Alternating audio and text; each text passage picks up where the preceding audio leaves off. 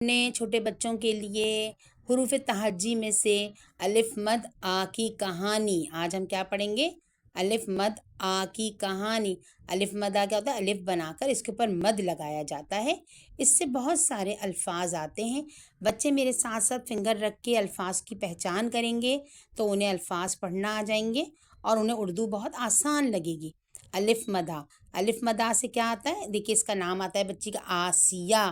یہ جو لال سے بنایا نا ریڈ سے، تو یہ الف مد آ ہے، آسیہ. الف مدا سے آنکھیں. الف مدا سے آنکھیں ایسے لکھتے ہیں، دیکھیے ٹھیک ہے. یہ دونوں ملا کر آنکھیں ہو گیا. اور الف مدا سے آڑو.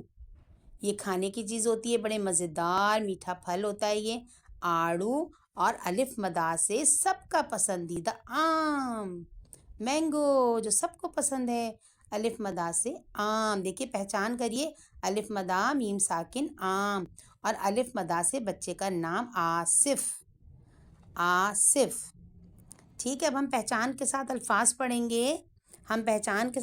پڑھیں گے. دیکھیے آصف کو آم اور آسیہ کو آڑو کھانا پسند ہیں. میرے ساتھ فنگر رکھیں گے تو اردو پڑھنا آئے گی.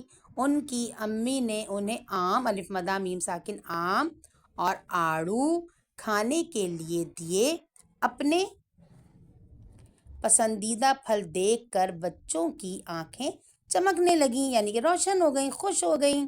اب آپ لوگ مجھے اس کا سوال کا جواب دیں گے. آپ کا پسندیدہ پھل کون سا ہے؟ مجھے لازمی کمنٹ کر کے آپ لوگ جواب دیں گے. کیا آپ اپنا پسندیدہ کھانا کھا کر خوش ہوتے ہیں؟ اس کے بھی سوال کا آپ جواب دیں گے. آج ہم نے کیا پڑھی ہے؟ الف مدا کی کہانی. کس کی کہانی پڑھی آج ہم نے؟